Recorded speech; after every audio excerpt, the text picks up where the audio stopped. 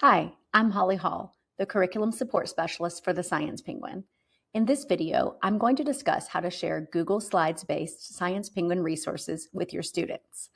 Some of our most popular resources that include student-facing Google Slideshows are our Spiral Review, Digital Inquiries, Choice Menus, some of our observation stations, test prep scenarios, our 5th grade end-of-year review, Science ELA, and independent studies.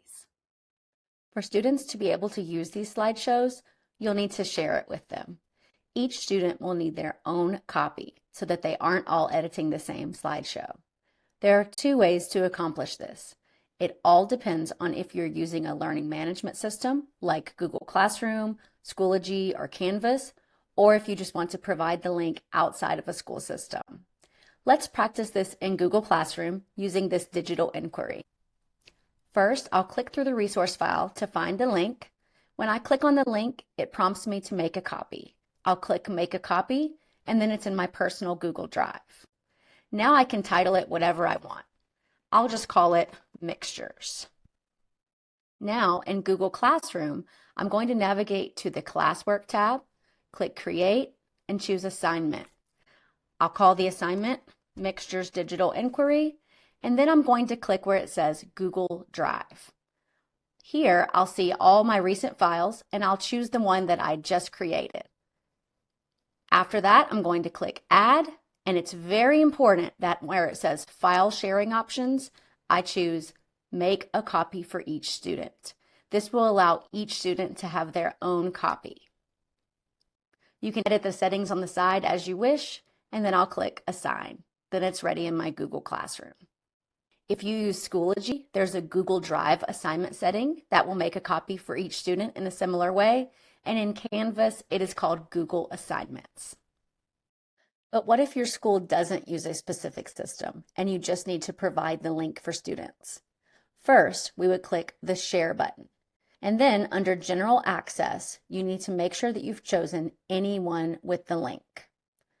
We're going to click Copy Link, and then in our URL bar, we're going to paste that link.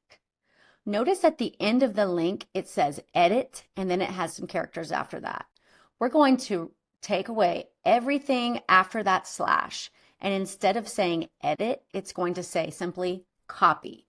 So we've adjusted the end of the URL to only say copy. I hit return, and this generates what I want to share with students. To get this to my students, I would highlight everything in my URL bar at this time, and now I'm going to copy that. I could then paste it to however you get this to your students. If this is too long for your students to type, you could put it into a URL shortener, like tinyURL or bit.ly, to generate a much shorter link for them. I have a couple of other tips and tricks for using Google Slideshows too.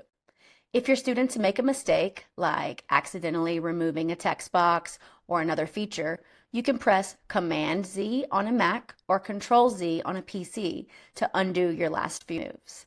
If it's too late for that, students can use the toolbar to use features like text boxes or the Shapes button to add back answer circles. For some resources, like the Spiral Review, End-of-Year Review, or Test Prep Scenarios, you may want to only use a couple of slides at a time. To make a copy that has only those pages that you want, you can select the pages that you want. Let's say I wanted only the things for week 1. Then you would go to File, Make a Copy, and you would choose Selected Slides. You would give it a name. I might say Spiral Review Week 1, and then you would click Make a Copy. Then it's in your drive, ready to use for later.